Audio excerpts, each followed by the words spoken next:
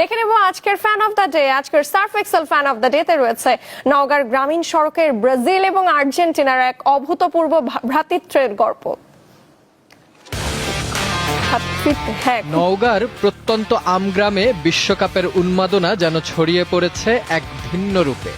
রানীনগর আবাদপুকুর আঞ্চলিক সড়ক থেকে গ্রামে ঢোকার প্রায় 1 কিলোমিটার পথ জুড়ে দুই পাশে উঠছে ব্রাজিল আর আর্জেন্টিনার অসংখ্য পতাকা।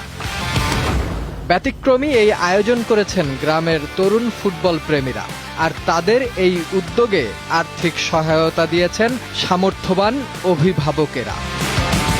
সবচেয়ে মজার বিষয়, মাঠে ব্রাজিল আর আর্জেন্টিনা যতই চিরপ্রতিদ্বন্দ্বী হোক, আমগ্রামের এই সড়কে তারা পাশাপাশি। প্রতিদ্বন্দ্বিতা নয়, এখানে ফুটবলই হয়ে উঠেছে ভালোবাসা আর ঐক্যের প্রতীক।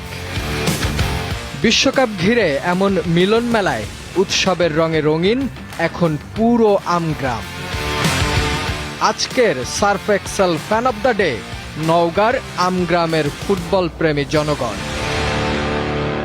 দারুণ দারুণ।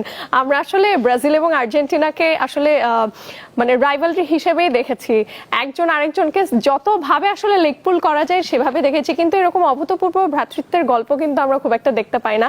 আচ্ছা, আপনাদের চাইল্ডহুড বা টিনেজ লাইফের এইরকম মোমেন্টের গল্প একটু শুনতে চাই আপু। রাইভালরি সর্বোচ্চ কতদূর গেছে এলাকায়, এরকম কি দেখেছেন আপনারা?